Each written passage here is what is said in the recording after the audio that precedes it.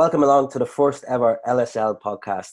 I'm Derek McKenna and I'm joined by my co-host today, Andy McNulty. Andy, thanks for joining me on the podcast today. Thanks for having me, Derek.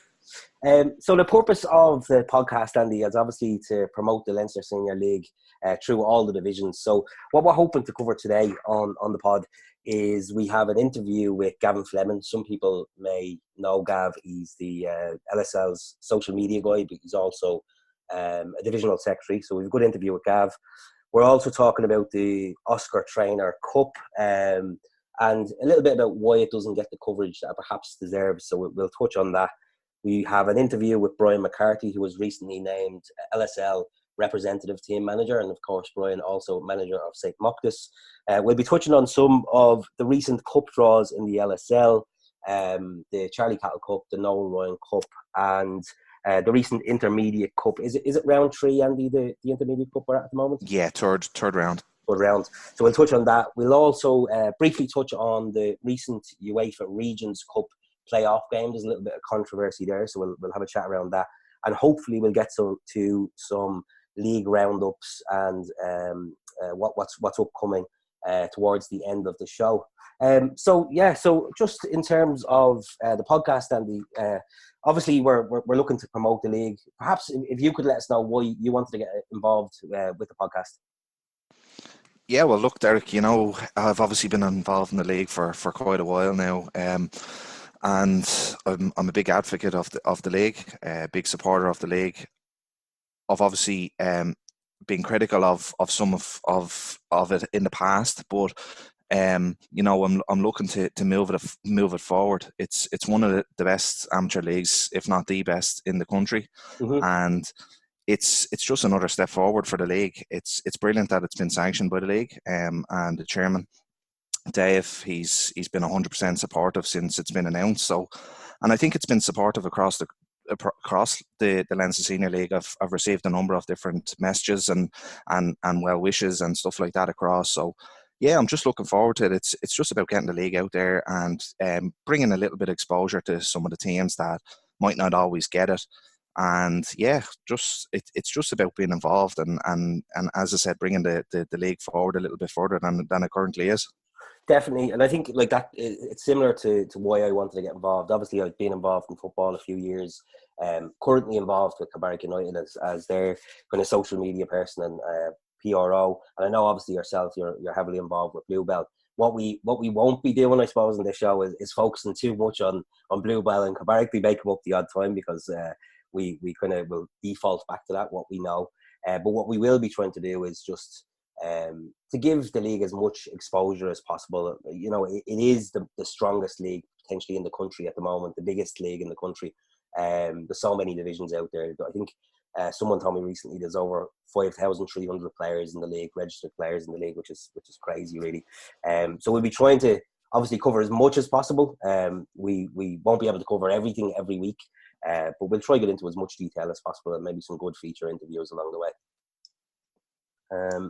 Yeah, that's exactly it. It's just, as I said already, it's just about enhancing the league's already brilliant reputation. And yeah, look, hopefully as many people as possibly can get involved and send us messages and send us notices and whatever topic is relevant to their club, how they're getting on in the league, or if there's something outside the football element that they need a hand with. We're open to sending those messages out on over the waves, Yeah, definitely. And I think we'll definitely talk a little bit about that towards the end of the show. Trying to get other people involved in this. It's not. We don't want it to be just myself and yourself, Andy, talking every week, and it'd be great to get other people onto the show as well. So, by all means, if people want to get in touch, do let us know.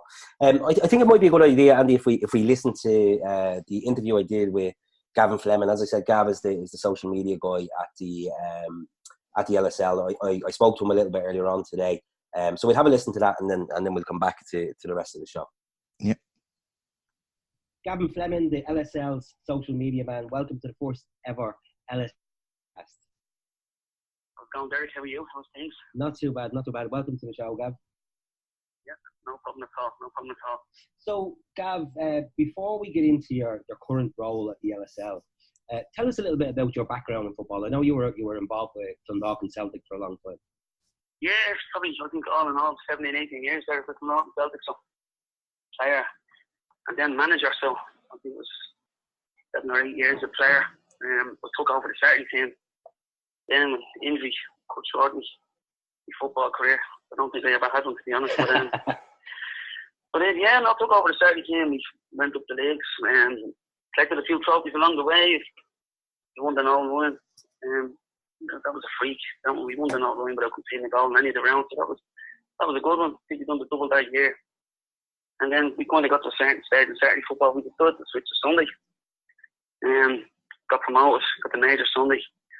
And probably the year before last, I think. And we missed out on that intermediate football that year. I think it was by 4 points. Yeah. That hurt. I won't lie, that hurt. We soldiered on the following season, and just my work commitments and other interests. Unfortunately, I was starting to miss a few Friday night games. And it was by Christmas then I decided to tell the lads I was going to step down at the end of the year. So now we left on good terms. I still talk to the lads a lot on a weekly basis. I stay in touch with the lads. So great lads, great club. The club is actually academy's flying now. The senior team's probably not having the best time of it at the moment, but young lads down there, and they'll come good again. They were a great club, great people, and there's a great court at the club. So I wish them all the best. So I stepped away from them. Yeah, sorry. No, I was just going to say, and obviously, that was about a couple of years ago. You finished up with Dundalk, and how then did you kind of end up getting back involved in football with the LSL? Yeah, I felt it was for the first time in my life I was tired from the football. So it was 9 years senior manager, and I would have been heavily involved in the run of the club as well. So that took its toll. So when I stepped down, I think Tony Dunn was a fellow LSL committee member, and the man behind the insurance plan with the Leinster Senior League. Done a fabulous job, by the way, with that. Tony is definitely, yeah. So Tony was my assistant manager for Dundalk and Celtic for a number of seasons. So I think when I stepped down in the summer, he was just having a random chat with Tony. Could have been on the phone and said, "What are you going to do with yourself now that you're first time 17, 18 years and not affiliated or associated with football club?" I think I just said, "You're going to get me a job in the Leinster Senior League. That's what you're going to do to keep me in the loop." So, and then lo and behold, I think it was a week or two later, Tony actually rang me and kind of caught me off guard and said, "Bernard Buckley, the now president, Bernard was moving up the ladder, as he say, and there was a slot available on the committee." So I met up with Dave. I wasn't expecting to get back into football as quick as I think I was waiting football probably for 8 or 9 weeks. And met up with Dave, had a coffee, just liked what he said, and I'm enthusiastic. And I walked out as soon as I walked out to Abbottstown, the league opposite, I just felt extremely welcomed by all the lads, every single one. Great football men, and great lads in general. And it's gone really well, thank God. So tell us a little bit, for people who don't know you or don't know about your role at the LSL, what does your role involve? Yeah, so everyone outside of the president, Traynor, and then the executive committee, so you have Dave, chairman, Tony Carney, vice chairman, you have Christie, who was the treasurer, and then the secretary, Pat Kiernan. Everyone outside of the 5 lads is a divisional secretary. Right. Some look after, myself and Tony don't look after one league. Tony obviously is insurance as well, and I have the social media, but the rest of the lads look after 2 divisions. So I find looking after the league, I find it's really handy. It's good. Communication is key, and I think being a manager, and I've been heavily involved in secretarial work with Celtic over the years, so I know that communication is key. We have a WhatsApp group with the secretary of the clubs, and you give out the fixtures 2 weeks in advance. There's no messing about with the lads. You know the rules, and I find it so handy. The lads are great, and there's never any hassle off the clubs. I have to say, maybe I just have a good division, but I think it's a good gig to have. So all is good. So that's your primary role as a divisional secretary, and obviously as well. Yeah, divisional secretary. Yeah, Derek. So and then I think I didn't want to go out there making any noise. When I first joined, I'd sit in the corner and say nothing. And I'd speak and I'm spoken to. But it was after probably 2 months, and one of the executive committee members who used to look after Twitter, they approached me and said, Gav, would you be interested? Obviously, I had experience with Twitter with Clondalk and Celtic. I looked after Twitter, Facebook and Twitter, social media with Clondalk and Celtic, and also from the Oasis tribute band, Forever, social media is, I know how powerful social media is. So he knew I had a bit of experience, and he could hear some of the ideas and what I thought we could achieve with it. So he asked me would I take over it, and I think I took over Twitter 2 nights, and then lo and behold, this LSL live score came on board. So that was an idea I had in the back of my mind. An idea I might have robbed off a chap called Derek McKenna. You told me about that at the time, so you're allowed to rob it. Yeah, there was no copyright at the time. So so Twitter is going very well. We weren't expecting the reaction it got. We were just looking for to raise the profile of the league, Derek, and more interactions between the clubs and the league, and it's really been it's gone very, very well, thank God. We weren't expecting. I think we got Graphics 51 at being excellent with it as well. Yeah. And all of a sudden now clubs we have full-time social media guys.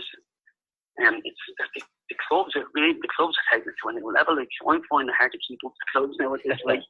So, they're putting me to shame. So it's you always have a club man. We're not expecting too much from clubs. If you could give a half-time full-time using the hashtag LSL live score. Definitely. As I said, there's some clubs that you're looking at what Newbridge, Airfields, St. Moctus, St. Kevin's, yourself at Kilbarrack. It's unbelievable. The coverage is second to none. Yeah. And it's really, really done professionally. So really enjoying that now. I think you're right in the sense that, not all clubs have probably a dedicated social media guy, but even something as little as a full-time score with the LSL live live score hashtag is a great help to everybody around the league just trying to catch up on scores. I know, I spend me Friday nights and my Sunday afternoons glued to the LSL live score hashtag just to keep updated with the latest scores. And I know there's lots of other people like that as well, so it's great. It's a great help for the club to do that.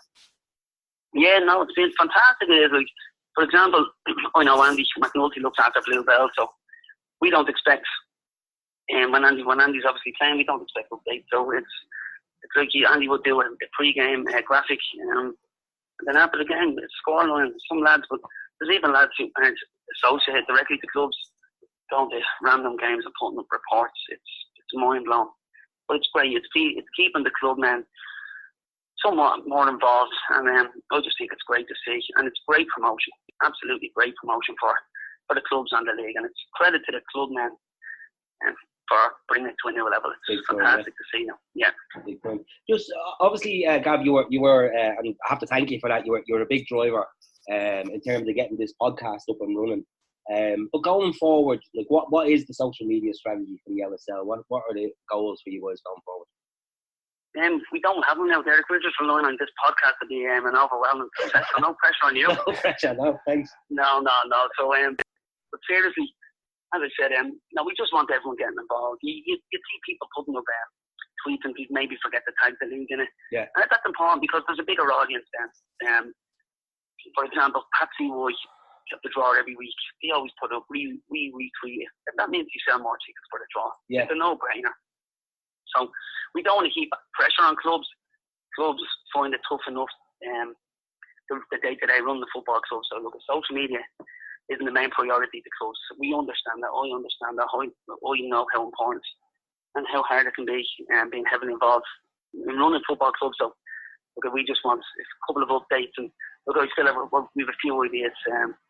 Myself and yourself, we'll bash heads over the coming months. And Neil Hughes also Neil's is heavily involved with the Facebook, the social media as well. Neil is excellent, and basically we had a lot of ideas, Derek, but unfortunately, how busy we are with work, and definitely, yeah. Twitter I could only take to a certain level, and we understand that. And look, when I approached Dave about the podcast, it was an absolute no-brainer. It was a no-brainer, and just genuinely wish yourself and Andy all the best with it. I think it's going to be a runaway success.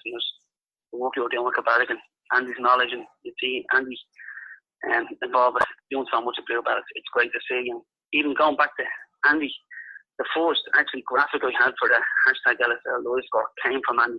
Oh, right. I'll tell you the type of bloke he was, and he said, "Look at Gav, just made that and walk there if you want to throw it up on Twitter." So just a great lad, and great to have everyone involved.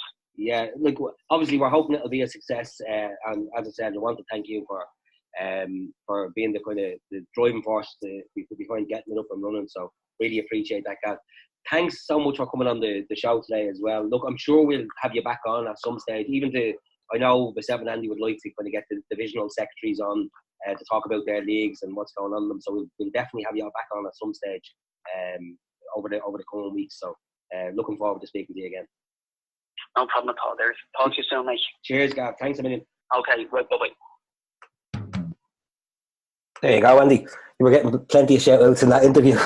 Yeah, he's ratted me out as well that I've done the live score and work as well, so I hope my boss isn't listening. No, a good interview with Gav. As I said, he has been a great driving force behind bringing the LSL forward in terms of their activity on Twitter, and also, as I said, kind of a driver behind getting this podcast up and running as well. So definitely hugely thankful to him. And like we mentioned at the end of kind of towards the end of that interview there, we will try to get divisional secretaries on maybe each couple of weeks or so to talk about the different leagues, because as much as I love getting out the games, there's no way I'm going to be able to get out to see every division in the LSL, and I'm sure you're the same yourself, Andy. Yeah. So right, so I know we wanted to touch on the Oscar Traynor. So the first game of the Oscar Traynor tournament, was it a week ago or 2 weeks ago, Andy? I think it was just over a week ago, was it? Yeah, I think it was actually 2 weeks ago now, wasn't it? So the LSL's first game was against the Wexford League. Unfortunately, 1-0 loss there. But Andy, do you want to talk us through the squad first of all for the LSL? Hello.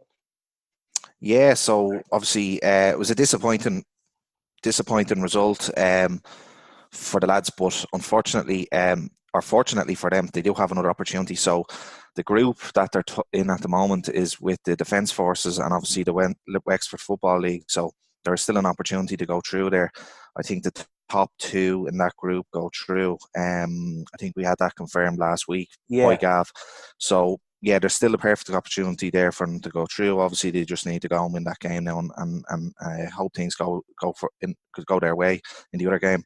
So yeah, there's obviously with the manager being Gareth Samra, heavily reliant on Bluebell players from the major Saturday team.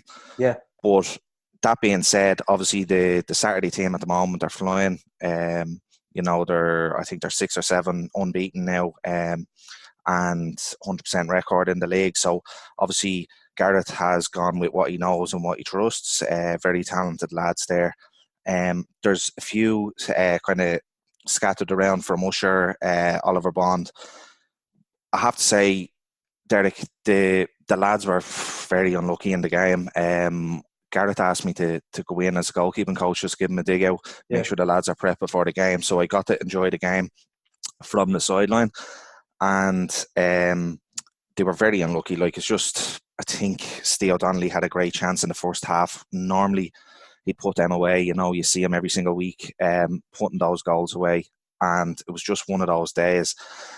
The pitch wasn't in great condition. Obviously, with the weather, it was just one of those days. I think Derek and we probably still could have been there, and we mightn't have got an equaliser or even scored at all. So unfortunately for that, it was just the way the game went, the way it developed. But that being said, Wexford stuck to their guns.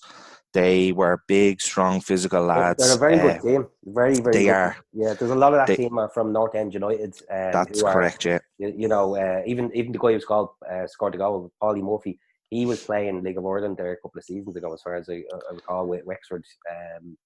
And he's played League of Ireland for a few different clubs down through the years, but top player, big lad as well, plenty of kind of muscle on him, and he's brilliant eye for goal.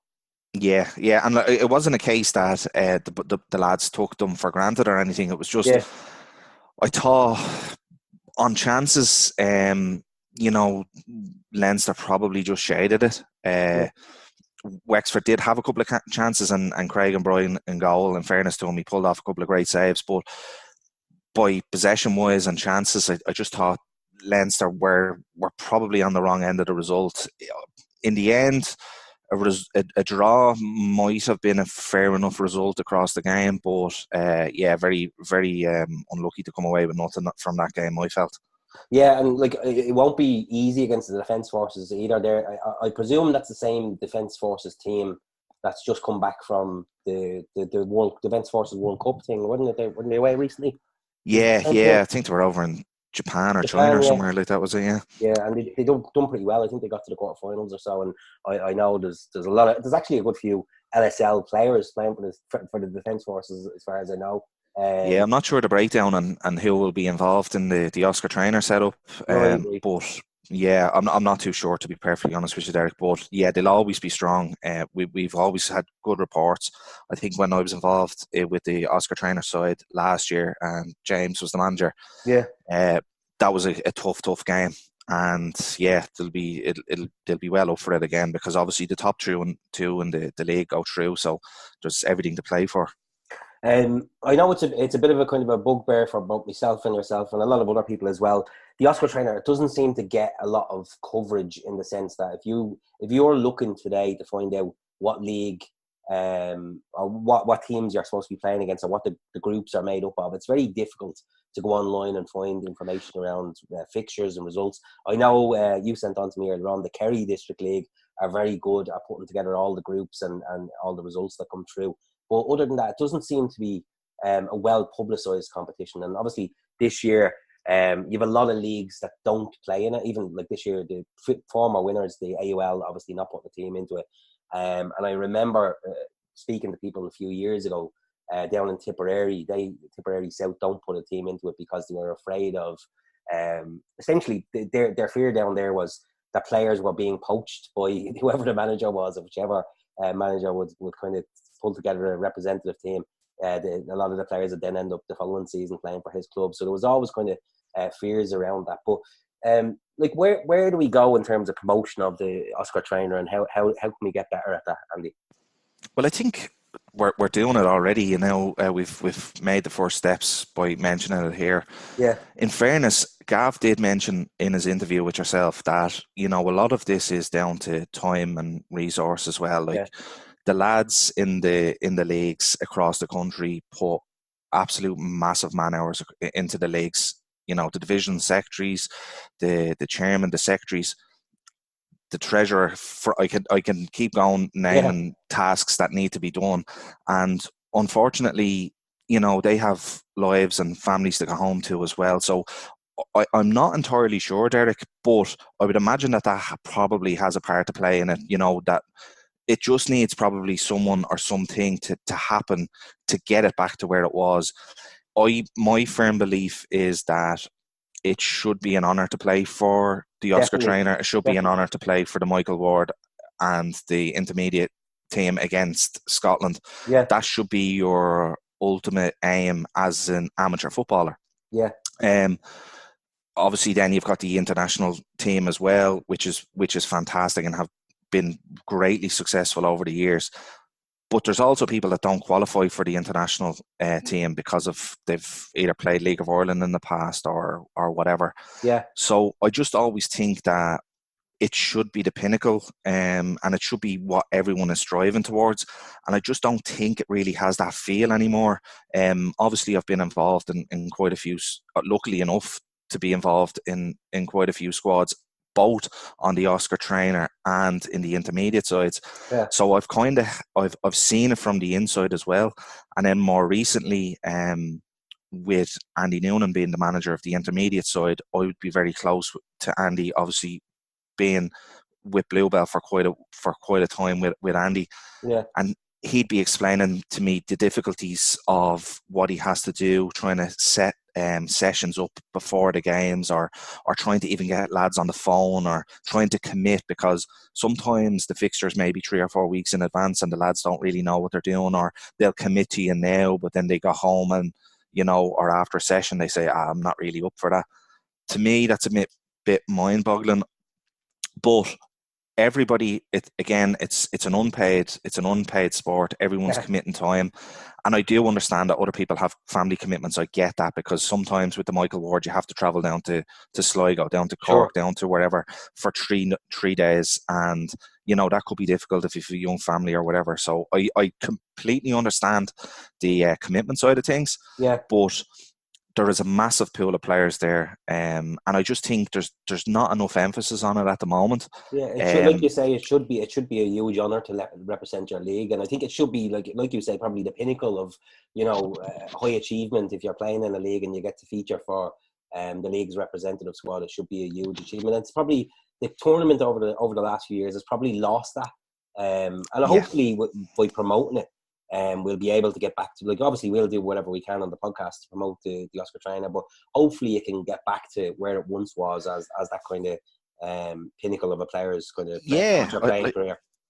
I think, Derek, it's been heavily criticised over the past few years because of obviously the Crumlin team that were representing the Leinster Senior League and the Oscar Traynor for probably the last 6 or 7 years, because they were winning the major Saturday every year. That was heavily criticised. But there's reasons for that, Derek, is because, one, it's very difficult to get a squad of players together. And I've seen that firsthand. I've been involved in squads where we'll go out and we'll train on the Thursday before the game on the Saturday or the Sunday.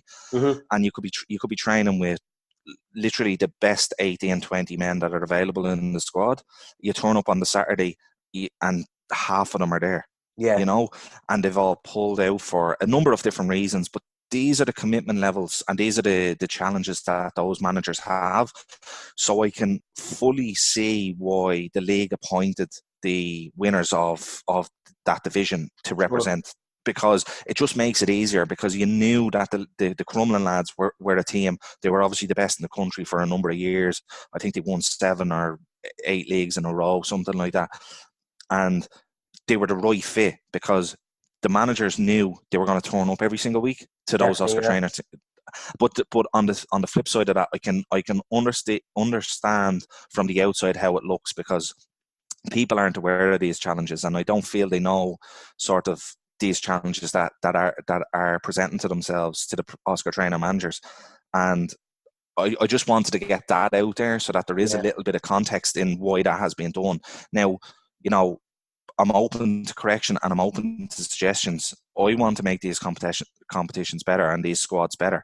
It's not healthy having, I don't believe it's healthy having 10 or 12 from the one team. They might be the best team in the eyes of that manager at the time. And like that, I can use Gareth as an example. His team now are 7 games unbeaten in the major Saturday. And he's gone with the tried and trusted 10 or 12 lads that he knows. So he knows they're going to turn up. He knows they're going to perform, or at least try their hardest for him. And they're the sort of challenges that I don't believe everybody is aware of at this moment in time. Yeah, and just so I understand that, Andy, because I'm not fully clear on the system at the moment. Obviously, you mentioned Crumlin were representing the league. Is it the case now that Bluebell are the representative, but Gareth is kind of bringing in extra players, or what way is that working at the moment? Yeah, that's basically it. So the manager that wins the major Saturday, I believe, is appointed almost automatically. It doesn't strictly mean he can only use Bluebell players, and as you can see there from lads included from different teams across the divisions, it's open for whoever he wishes. But again, there are challenges without going into too much detail, he's called up, or he's called 40, 50 different people, because I know the types that he's contacted. He sat down with a number of us and said, this is the plan, this is what I want to do. And people can't commit for one reason or another, which is fine. So then he has to revert to type to the players that he's tried and trusted through his own league campaign. And, when people look from the outside and they see that, look, it's a Bluebell manager and it's a Bluebell team, effectively 10 players in a squad of 18 or 20, it doesn't look great, but they're the challenges that those managers have. Yeah, and it's totally understandable from that perspective. It might be good, actually, perfect kind of segue to listen to the interview I did with Brian McCarthy, because Brian obviously was somewhat involved with Andy Noonan in terms of the Michael Ward, I think, a couple of years ago, and kind of got a bit of a taste of it from that perspective. But I think even, as you'll hear in the interview, he's kind of not fully aware of what the challenges of what he's kind of getting involved in. You know, he's kind of new to it, and he's expected to have challenges. So we'll have a little listen to that interview, and then we'll have a chat about it afterwards. Brilliant. Brian McCarthy, thank you for taking the time to come on the LSL podcast today, and congratulations on being named the new LSL representative team manager. Tell me, Brian, how did the position come about? Well, first of all, Derek, thanks very much for the congratulations, and congratulations yourself and Andy on the new podcast. Thanks very much. Should be good. How the position came about was literally last Wednesday. I'm trying to think I think it was Wednesday actually. I just got a call from Dave Moore to ask me would I be, they had the meeting on the Monday. Sorry, I think it was the Tuesday, Derek. Sorry, apologies. And he just rang me on the Tuesday and just said, look, would you be interested in taking the position? They had a meeting, and I was, apparently there was a vote taken, and so that's really how it came around on Tuesday. That was the first I heard of it. So, well, you were slightly involved with Andy Noonan last year, were you? Was there a stage where... part of last year, the year before, wherever, I was down in Galway when they won the Michael Ward, and then I was over in Scotland in the Graham Harkness trophy. So it was a good experience, to get involved, and it was great to be part of it, to see how things work out, because it was new to me, and so it was good to get a glimpse of it, So really looking forward to the challenge. And obviously, Andy did a great job last year, and obviously it was very recently where they won the Michael Ward as well. For those people who don't know about the LSL representative team and what it entails, obviously there is the Michael Ward Trophy, but there's other tournaments you're involved in as well. Is that right? Yes, that's correct. I think they do the Graham Harkness one, which is in Scotland in April, and it alternates between Scotland and Ireland. And I think that there's a few things as well in the pipeline, which I'm not too sure of. I know the LSL behind trying to look at a few other options to sort of shake the whole representative side of it up. So that will sort of be confirmed in the near future, as I don't even know myself at the minute. But at the minute, it's just Scotland in April, and then obviously the Michael Ward next October. So Scotland in April. Have you already put your backroom team together for that? No, because as I said, I was approached on Tuesday and I took the job Tuesday, so and it's been a bit of a weird way with phone calls, and that was a good thing about the Leinster Senior League, the amount of managers and players and texts and clubs and all. So I thought they helped with that for a lot this week, but no, I haven't spoke to backroom team. Obviously, look, a lot of my own lads, but obviously I have to talk to them and mock the scores to see how if they're available and see how they are, Sure. I was just to let you know, if you're looking for a water boy, I'm always available. Yeah, no, I had a few offers of them already. So, look, from friends, by the way. I can imagine, yeah, definitely. So, how will you approach the role, Brian? Will you be watching and assessing players while they're playing against you, your St. Mock's team, or will you try to be getting out the games as well as your own team? No, look, as I said, I'm going to sit down over the next week or so and get a background team together. As I said, I'll be talking to my own people in Mock's first and foremost, because without them I wouldn't be where I am at the minute, like, you know what I mean? So you're only as good as the people you have behind you. So I thought of them first. Then, definitely going to go out and watch as many games. Obviously, we play a lot of games against, sides, so you get to see the players playing against them. But definitely, want to have a look at games, even down towards Senior 1, there's good players down there, and just to try and have a look and see what's out there in the LSL, like even I know yourselves involved with Kilbarrack, and, there's a lot of good teams even down the lower leagues. Definitely, yeah. So it's going something I'd like to do is to really broaden it out and, really find the best players. Because, as I said, you could say all the best players playing the top league. I wouldn't see that. There's a lot of teams I played against in cup games in lower divisions where there's very good players playing. So I'd be hoping to, just broaden that out a bit if possible. So and to keep it, because as I said, it's an intermediate squad, so if there's good players playing 1A, 1B, for whatever reason, then, I think they should be taken into consideration. So, so hoping to get around to as many games as possible and see what's out there, and in fairness to the managers and the clubs and all, they've all been very, since it's been announced, they've been really positive towards it. So look forward to getting the input from as many of the managers as I can and see where things are at. Good to hear. And do you know, obviously with being involved with Andy over the last couple of years, yes. Do you know how often you get the team together for training sessions? Is it literally before the tournament? You might have them once or twice. In fairness to Andy, I just want to put on record, did an absolute cracking job. I think it was two. Michael Wards and Graham Harkness, and the one I was in Scotland we came very close, so done a cracking job. So just want to put that on record before I go anywhere. He's a good bloke and a top manager. So definitely. I think it was really just coming up to it. I think it's hard, especially in like they take the Scotland game in April.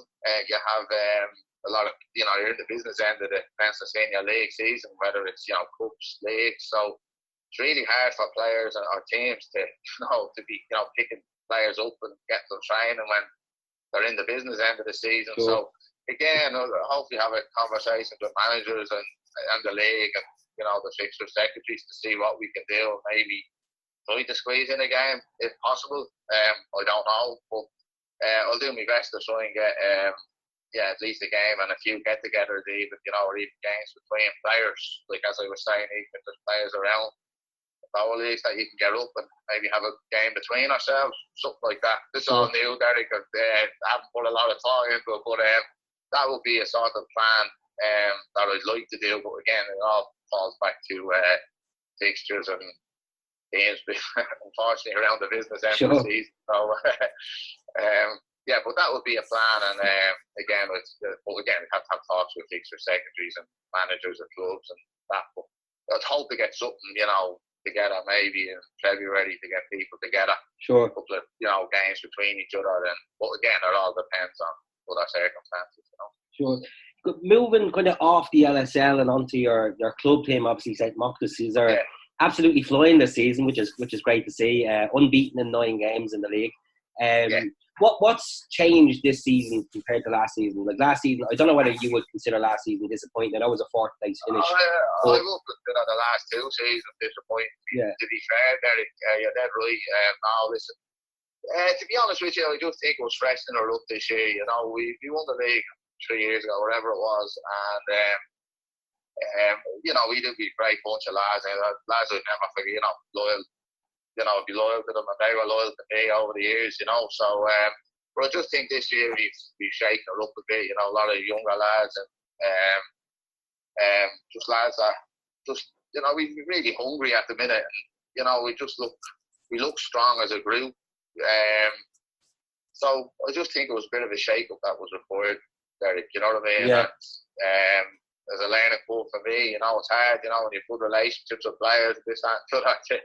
But I think we lost maybe 6-7 players, through retirement, through like Craig Sheridan, great captain for us, like he has stepped aside and not playing. Billy Hughes obviously got the Drumcondra, like Anton Murphy, Keith Dunn. There was loads of players there that we had, and we've literally got in new, like Gavin McCarthy's come in, absolutely been an absolute revelation this year. From a lad I only got to know probably 2 months ago, and not only a great footballer, a great lad, and we've got as well as that, we've got a lot of players back who were missing last year, like Dennis Morton, Mark O'Neill,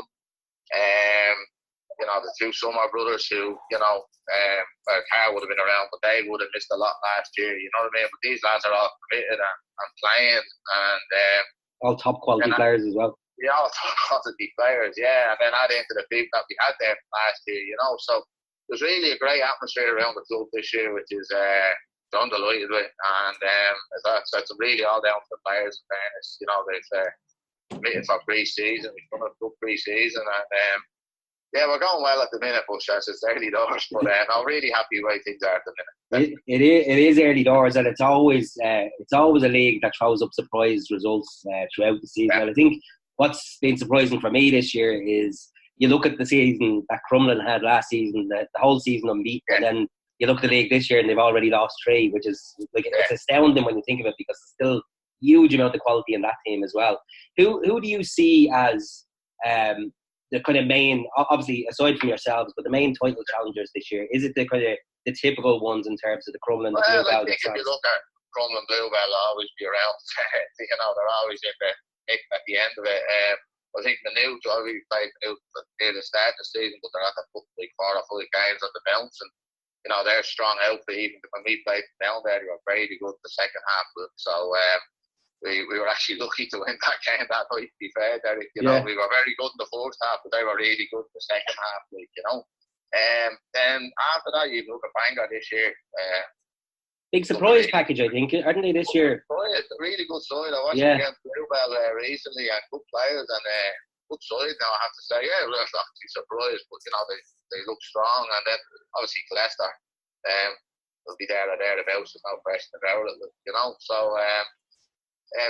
look, I think it's wide open this year, Derek, to be honest with you. I think over the last Crumlin, obviously probably at this stage last year, we're probably odds on to win it at this stage, so but I think it's wide out between 4 or 5 teams, so really it just comes down to consistency, whoever can keep consistency up between now and probably into January, and that'll probably start telling the tale where cup games, business end of the season, injuries, suspensions, stuff like that. So it would be so I definitely think it's wide open. It's probably the widest it's been for a long time, I would say, so it should be exciting. Definitely. For the neutral. Yeah, definitely. I have to say, like, looking in from the outside, when you look in at St. Mock's, they're running in a hugely professional manner. From obviously the facilities there, but when a lot of people comment on the social media side of things, St. Mock's is probably the best in the country, and that's bar none in terms of League of Ireland even. How does the club achieve that level of professionalism? It's excellent to look in from the outside, as I said. Well, this like, as I said, people look at St. Mock's. I was involved in a committee at St. Mock's nearly 14 years ago, Terry, when the club really was on its knees, and that's just the truth of it. It was run by very good people. Brian O'Connor, great man, like Vinny Nulty, who's still around the club, but they had 8 schoolboy teams. The senior set up, the facilities weren't great, and what we did was we got just a group of people around, and literally we went on a committee that we went to 16 members on the committee. Now that's as if this going back 14 years ago.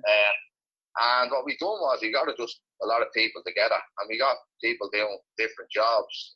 Force helped out a lot. There was a thing with Force where you could get people in to look 3 days a week, so they start cleaning up the place, which does help when you give just give the place even a lick of paint now and again will help, and but then obviously the grants help, the capital, I don't know what the sports capital grants, sports capital grants there, so then we applied. I remember the first grant we got a lawnmower. That's how bad it was. We didn't have a lawnmower to put the pitches, and that's just the truth. So the next one was then obviously, look, we've got the Astro pitches and this, but there's if you look at Mockler now, there's 28 schoolboy teams, there's 62 kids in an academy. Wow. The 3 senior teams now. We've a 3A Saturday side as well, and it's just gone strength to strength, where it's probably outgrown what we have at the minute in terms of facilities, But it just goes to show, Derek, and I think it's the same which I probably said down to Barrick, and I'll go 2 people down there when you get a good committee together and get a group of people that are willing to drive it, and that's literally what happened. Like, what doesn't happen overnight? People might look at that, we went to 8 days, but there was a lot of effort put in. Like, it's 14 years to where we are now, in terms of the committee men that went in there. So it's been great, and it's still going from strength. There's a lot of good things. Like any club, there's a lot of bad things. So, but at the end of the day, it's you look at a lot of clubs there, they've probably 3-4 committee members, and they're all trying to do their best and that stretched, and definitely, and I just think that the bigger you get and the wider you get, the more people that are willing to help, you have a better chance at it. And that's literally in a short story what happened to Mock was over. And I said people think it was overnight, but as I said, I was on the committee at 28, and I was actually, and now I'm 39, 40 now, so I'm getting on with it. But that's, there's a lot of, there's a lot of good people among us, a lot of good, older people who've been around the club still supporting. Great sponsors, absolute great sponsors. But, the pitch, when I was up there first, you probably have one or two pitch signs. Yeah. Now I don't think you can get another pitch sign on the thing, so just little things like that, you know what I mean? And the community's been great as well, the sponsorship. And just the health in general, But I think for any club, it's definitely something that, if you get a group of people together, and I wouldn't say Kilbarrack are probably far off the same sort of story. Probably is a good group of people down there that run it right. And we always need more. Well, we always need more, without a doubt. But, hopefully, but look, it has to continue. There's plenty, it's great where it's at now, but it just needs to continue as a club. That's the hard part, keeping it going. Definitely. Now, look, Brian, it's been a pleasure to speak to you today, and really, really appreciate you taking the time to come on the podcast. No, really appreciate it, and looking forward to seeing the LSL representative side playing this season, and also looking forward to getting out to see Mockers again quite soon. I wish you the best of luck for the rest of the season. Thanks, I really appreciate it. Best of luck with the podcast. Cheers, Brian. Thanks again. Thank you. Cheers. Bye-bye. Playing this season, and also looking forward. So that was Brian McCarthy there. I presume you know Brian yourself, Andy. You would have been involved with that LSL squad that he was involved in as well. Yeah. Brian's a top bloke. Can't speak highly enough of him. He's been there since day one with Mocktus. And I'm delighted. I'm sure his club members, I'm sure everyone involved in Mocktus are equally as delighted for Brian to get the opportunity. As he mentioned there himself, he's been there for so many years. He's seen it from what it was to what it is now. And I'd say he's bursting with pride. Obviously, he's still going to be very, very professional at what he does. He has a league title there a few years ago, which it's still a sore point for me, but I won't go there. And, he's just he's been brilliant. He's been excellent, in fairness to him, and when he's involved in the Leinster senior squad with Andy, and he was in the backroom staff, he's brilliant. He just goes around, he has a chats with lads, make sure they're feeling okay. There wasn't any great input on match days or anything like that, but when it was needed from him, he was there. So I'm sure he'll use that as a learning curve for him. He'll see what he wants to stamp his own sort of, his own ideas on it and whatnot. But again, as I mentioned previously, it's going to be challenging for him because the demands of that team are, they want to go in and win every single game. They want to go in and win every single trophy. And, I think we've been relatively successful over the past few years, and he'll look to carry that on. Yeah, and he's been, looking from the outside in, a hugely popular appointment as well. If you look, obviously it was announced on Twitter and Facebook and stuff like that, and you see the amount of kind of well-wishers he's had. And I was actually talking to Gavin Fleming about it earlier on, outside of our interview, and he was saying as well, it seems to be a hugely popular appointment following on from Andy, who was obviously Andy Newman, who was very popular as well. Yeah, like again, anyone that speaks to Brian or anyone that knows him, he's a top bloke. He says it as it is. He's always. I've never really seen him lose the kill, to be honest with you. He seems to be calm and collected, and he seems to be the right appointment. I think everybody. I don't think anyone can really disagree with it. He was, as I said, he had a very successful Mocktus team there, and they're flying again this year, so probably the right time for him as well while his team are in form. Yeah, and he deserves a crack at it. And it's just rewards as well for everything that he's put into the club. Yeah, I like to hear what he had to say as well about potentially looking at players outside of the top division as well, because there are. I suppose even when you look at, I'm not even going to mention Kilbarrack because I'm not going to start pimping our players out today. But when you look at teams like Collinstown, Collinstown are a club playing obviously in Senior 1A at the moment, but they're probably a top level club. They probably should be playing in the top division, and there's players in that club who would easily be playing in any top team in the top division. So, and that's just one example. There's so many other clubs with great players down through the division. So it'd be interesting to see. What team selection there? Yeah, absolutely, Derek. I think I have a bit of a difference of opinion on that one, and I'm kind of caught between. There are fantastic players down the lower leagues, but I do think they need to be playing at the highest level to get the best out of this squad, because you only have a very limited amount of time to get success, and I think you need to be playing against quality week in, week out. No offense to anyone that are playing against these players, or any league that they're in. But I do think that if you are representing the intermediate team, my own personal belief is you need to be playing at least in the top two divisions. Now, many people will disagree with that. Sure. And that's fine. That's absolutely no problem. But I just think that if you're playing top quality games every single week, that will stand you a lot better when you represent the intermediate side. I just think that there are teams absolutely I wouldn't even challenge what you've mentioned there, the likes of Collinstown and others. There's many others Sure. that are in leagues that probably don't reflect where they should be. Mm-hmm. I get that, but they're not playing against the level that is required to go into Michael Ward's squad or travel over to Scotland, is my own personal belief. But I'll probably get blasted over that, for sure. Yeah, you get slated online. So just actually sticking with that same logic, because it kind of pops into my head when you were mentioning that. Would you see a similar logic with Jack Bourne playing for Ireland? Do you think he's not playing at a high enough level to play in the Irish team? Absolutely. Yeah. I have a lot of Rovers friends and followers on Twitter as well. I'll probably get caned for this, but I just think when you're international is the biggest stage. It's the biggest stage, and it's what everyone wants to be. And it's no disrespect to the players. It's just he needs to be playing at a higher quality tempo and against better players, training with better players and again, it's no disrespect to any of the Rovers players or anyone in the League of Ireland.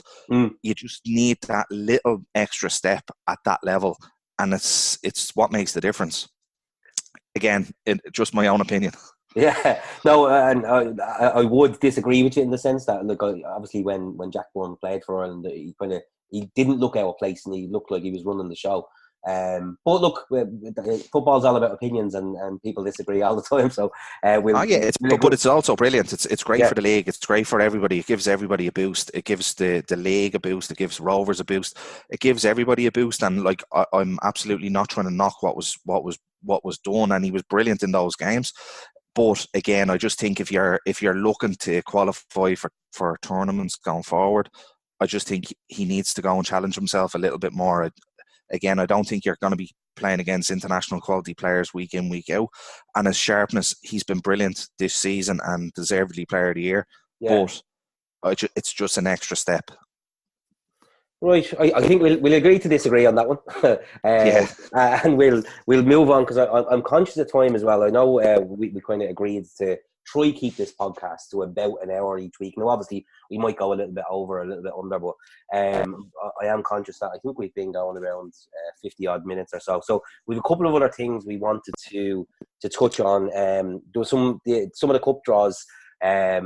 I don't know, do you want to read out some of the copies? We'll start with the LSL ones first of all. The Charlie Cattle and the Noel Ryan. Do you have those fixtures in front of you? Yeah. So look, I won't go line for line. Anyone that wants to see the full draws can see them on the Twitter page or on the website. But yeah, there's some juicy LSL toys in there. Yeah, that's correct. Yeah, so they're up there. I think one of them is pinned. So most recently, you've got the Noel Ryan, the Charlie Cattle, and the Intermediate, which I know you wanted to speak briefly about. But the LSL draws, we're down to the last 32 on the Noel Ryan. And to be honest with you, Derek, I didn't actually realise until I tried to do a bit of research on this. This cup is wide open for anybody that wants to go and try and win it. There are a number of top teams that have fallen in the first couple of rounds. Rosemount have been knocked out to Moctus, Crumlin out on pens against Airfield, the Orchard out against Skerries, and the list goes on. To be honest with you, Derek, there are only, I believe, 5 or 6 top teams, top division teams still in it, and it's wide open for anyone that. Yeah. I think Bluebell obviously are still in the round beforehand. They have to play Columbus, and then if they to go to either Dublin Bus or Verona. Bangor are still in it. UCD, Booth Road, Ballymun and Maynooth is what I can see from the draw. So hopefully I've got that right. But yeah, it's an unbelievable draw. I was just looking back on the website there, and a lot of big teams have gone out in the early stages. So, it might be a chance for some of the divisions down to really kind of set an eye and set a target on winning this cup, because it's definitely achievable from what I can see going by the round so far. So if anybody wants to access that draw, it's on the LSL League Twitter page, and also it should be up on the LSL website as well, as far as I'm aware. But if it's not, I believe so. Yeah, I'll mention to the lads to try and get it up there. Other than that, you've had the first round draw of the Charlie Cattle. I'm trying to look through and see there's a couple of tasty ones in there. The Charlie. Yeah, look, to be honest with you, it's obviously contested between the top two divisions in the Sunday. So Senior Sunday and Senior 1. It's actually fairly spread out there. I think there's only 2 top division clashes in it, with a couple of the guys gone through. So you've got Leicester at home to Kilnamanagh, which I think will be a nice toy. Kilnamanagh flying at the moment in 1, and Crumlin, tough trip to Home Farm, who again are doing well in Sunday 1. So there's a decent few toys there, and as I said, it's actually fairly spread out. I don't think there's many top division clashes in that. Mockers have got a bye through to the next round. Ports. Liffey Wanderers against Cherry Orchard, I think, is one of the all top division clashes there. Oh, yeah, sorry, are Orchard, and again, are Orchard still top division? Yeah, they are. Yeah, they are indeed. Yeah. So I'm trying to see, is there another one there? Ballymun against Swords. There's another kind of North Dublin good clashing. Like you mentioned, boys for St. Moctus, Portmarnock, Sacred Heart Fairhouse, Clover, and Skerry Stephen were the boys into the next round. So there's 12 toys altogether in the first round. Yeah, and again, it's always a very competitive cup. I don't think there's any easy games, and the Senior 1 teams will fancy themselves. They've been doing okay in the last few years. Getting to quarterfinals and semi-finals, so they'll fancy themselves this year again. Yeah, so some good toys there, and then the last one we just wanted to touch on, Andy, was the Intermediate Cup third round draw, which I have somewhere. Does what we're into the third round? You mentioned that the first toy on that jumps out at me is Leeds against Verona. That could be a European Cup game. Leeds of Cork, obviously, and Verona of West Dublin. There's a couple of even the kind of lower level intermediate teams are still in there. Like Verona obviously are in Senior 1B. St. Kevin's are Bosco, well. Bosco, who went up from 1B to 1A last season by winning it. So there's a few of the kind of Collinstown are still in there as well, another 1A side. So it's a few of the kind of lower sides still in there with a chance. And then you have teams obviously like the likes of Bangor, GG, FC, who've had a great start to the season so far. Kind of a surprise package in the senior division for a lot of people, I guess. They're having a great season. They're away to Castleknock, who are another Senior 1B side, so that should be a good toy. Any of the others that jump out for you? Well, look, there's obviously, because it's an open draw now, you have to travel the country, which is great. Well, it can be great, depending on the draw, obviously. But there are a number of different kind of trip hazards here, because you've got teams travelling, and then you've got local derbies. Larkview will host Crumlin, stuff like that.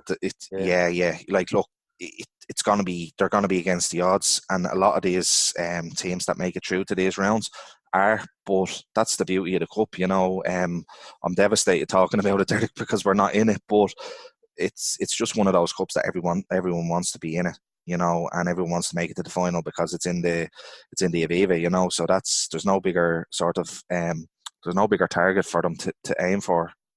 And it is a great thing, obviously. Over the last few years, with the final being in the Aviva, it's a great thing to aim for any club.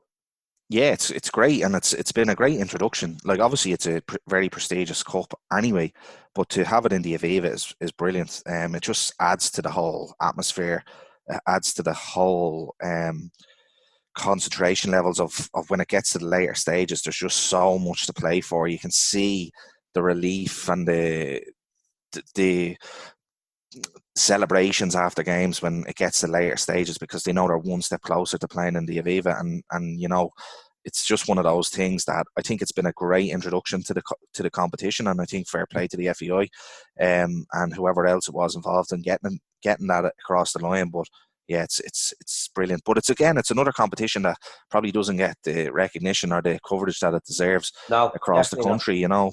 Yeah, it kind of gets overshadowed by the Junior Cup and has done for years. I remember speaking about this years ago with people about why the Intermediate Cup doesn't seem to get as much fanfare and coverage about it. And I was told back in the day that it was down to sponsorship, because Aviva were the sponsors of the Junior Cup, to put all the money in behind it, whereas the Intermediate didn't have that kind of flagship sponsor to boost its image. But I see both arguments. Look, the Junior Cup is a great one to be involved in. It involves a lot more clubs, obviously, and it's spread throughout the country, like, obviously, whereas the Intermediate is kind of mainly focused on the kind of top divisions of the Munster Senior, the LSL, and you don't even get too many entrants from Ulster, or do you? There's obviously a few in there, but it's not as many as you would get from Munster and Leinster. Yeah, and look, again, it's, I suppose, the teams that have been successful in recent years, they probably don't really care, because they have their name on the trophy, and they won't look back and say, "Oh, well, we didn't get that much coverage about it." Yeah, sure. But it's just one of those nice to have. You know, there's plenty of people across the leagues that, you know, like retweeting the pictures and the clips and the highlights, and you know, it's just one of those things that I think if you could get a big blue chip sort of sponsor for the Intermediate, I think it would really enhance the competition even more than what it is already. It's sort of the holy grail at the moment, because it's played in the Aviva. Yeah. And everybody wants to win it. Every manager sets out at the start of the season, you know, obviously their league campaign is number one priority, but next on their list will be the competition to play in the Aviva, whether it's the Intermediate or whether it's the Junior Cup. It's next on the list no matter what. Sure. Speaking of, and I'm going to use that as a segue, speaking of kind of huge honours to achieve the Regents Cup, obviously a lot of lads from the Leinster Senior League were involved in the recent playoff game between Leinster and Munster on one side against Ulster and Connacht on the other, and the game was won by the Ulster Connacht combined team. I think it was 2-1. The game finished. But since that game, there's been a bit of a controversy in terms of one of the lads. I'm kind of reporting on what I've read elsewhere on this.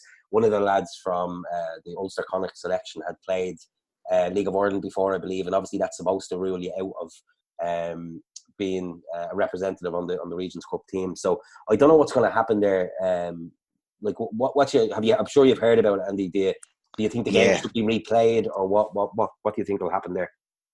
Well, look, there was whispers of it, but it's disappointing from the winner's point of view, obviously, in the game itself and the team and the player that has been represented, because obviously I would like to think that those sort of rules and regulations are well known nowadays, but obviously not that well known for the secretaries to make an administration error like that. Again, I'm just going on sort of information that I've seen across the Twitter and Facebook. I'm just making assumptions here. I don't know any of the facts, but if it is something like that, it's very disappointing for everybody involved, because, you know, it puts a bit of dampener on the result. I don't know if the game will be replayed. I'm not too sure how I feel about it. It's one of those things where you don't want it to happen, but you know, you're looking at rules are there. You have to abide by them, whether they're administration errors, whether they're genuine, or whether they're, you know, there was any, and again, there's no malicious intent in it, but it's the rules are there, and you see competitions year on year on year falling down in the bad press because of, you know, these administration errors. It's unfortunate, but it is what it is. again, I don't really know how I feel about it, Derek, Yes, because I know. Yeah, I don't know if I was on that side of the coin. I think the result should stand because it's a one-off game, and but then how much of an influence did he have on the result? Again, yeah. I don't know. I wasn't at the game, and I don't know the individual involved. Yeah, but if you're to look at the kind of flip side, I suppose if you're a player on the Leinster Munster team who've lost out on the opportunity to represent your country essentially at the Regions Cup because the other kind of team played a player that probably wasn't eligible to play, I'm sure there'd be levels of disappointment there from that side as well. Yeah, of course. I guess like I can see both sides of the argument there. Like, I'm sure it was an administrative error and it wasn't like intentional. But I think I think they will eventually replay the game. I think it's the only kind of fair way of doing it. Well, if Derek, if you want to be really sort of by the book here, most competitions, if you would kick the team out. So, and I'm not making suggestions here, but if you play in a cup competition and you play an ineligible player and you end up winning the game, the team that you've played, you forfeit the game, and the team that you've played against go to the next round. So, like, if you really want to stick to precedent and what's been sort of in place in the past, sure. You kind of have to do that. It's an unfortunate event for everybody, and I'm not saying they should be thrown out. Yeah, but that's one of the things that will have to be decision. I don't know who makes this decision. I don't know whether there's like an FAI sort of competitions committee that need to be involved, or who makes that decision. But it's a very, very tough decision, and I don't think I'd like to be on that panel for that decision. No, it's not an easy decision, and like you say, it could go either way in that regard. Just to kind of highlight the lads from the LSL who were involved in the squad. You had Noel Murray from St. Moctus. You had a couple of lads from Sheriff. I think Paul Murphy and Stephen Murphy. I think they pulled out just before the squad for whatever reason. You had Darren Craven from Malahide, Niall Barnes from Bluebell. Obviously, you know Niall yourself. Stephen Chen from Colester, Killian Duffy from Maynooth, David Fagan from Crumlin, and then coming in from standby players, you had Carl Melling, James Lee. And you had Liam Brady from Crumlin as well, who was on the standby. And then I think a late call-up was Jimmy McHugh from Oliver Bond, which is a great story, kind of playing in the lower levels of the LSL. Called up I think he scored on the day, as far as I'm aware. He's been having a great season with Oliver Bond, Jimmy McHugh. So they're the players involved. It'll be interesting to see how that pans out over the next week or two. I'm sure we'll hear some news on it and see how whether they'll replay the game or whether they'll just award the results to Leinster Munster. I'm sure there'll be more controversy over it. We'll probably touch on it in a couple of weeks again. Just finally, Andy, as I said, I'm conscious of time. There was another couple of things we wanted to touch on just around asking for help with this podcast. Like, the two of us can't really do this all by ourselves. We'd love to have other people on the show, to whether they want to join us live on the podcast or whether they want to kind of put themselves forward for an interview. We'd love to interview different club men or managers or anything like that. And I think I put it out there on Twitter myself during the week. If anybody has any events coming up that they want us to mention on the podcast, whether it's club draws or whatever you may want us to mention, feel free to reach out to myself or Andy on Twitter. You can get me at Derek McKenna on Twitter. And Andy, what's your Twitter handle? You've put me on the spot here. I think it's the bear_1. Oh, yeah. So you can reach out to either of the two of us on Twitter, or you can even reach out to the LSL Twitter page as well. You can even direct mail the boys there and they'll pass on the message to us.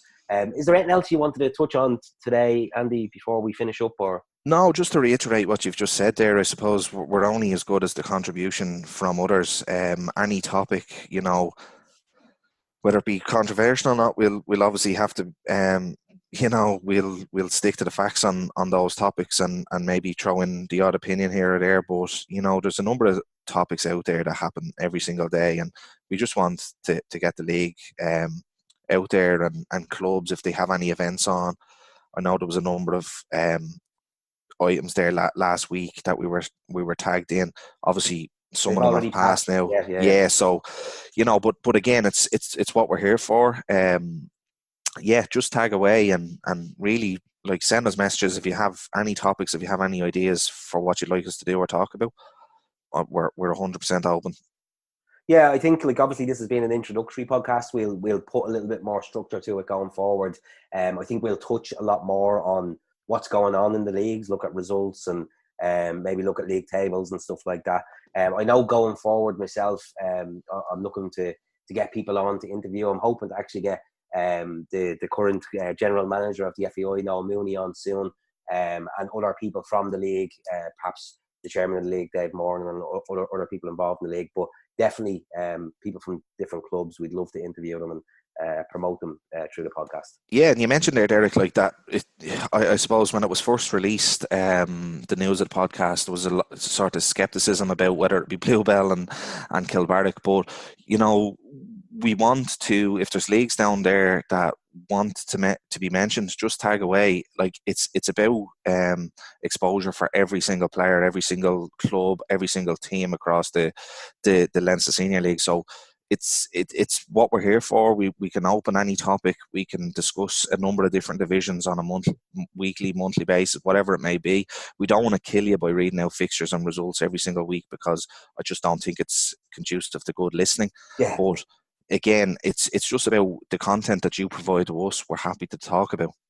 Definitely. It's been a pleasure, Andy. Hopefully people enjoyed the first show. We'll be back in a couple of weeks again. The idea is to kick this off, keep it every couple of weeks doing a show. It may increase in frequency as we go throughout the season, but we'll see how it goes. But we'll hope to be speaking again in a couple of weeks' time. Yeah, look forward to it. Thanks, Derek. Cheers, Andy.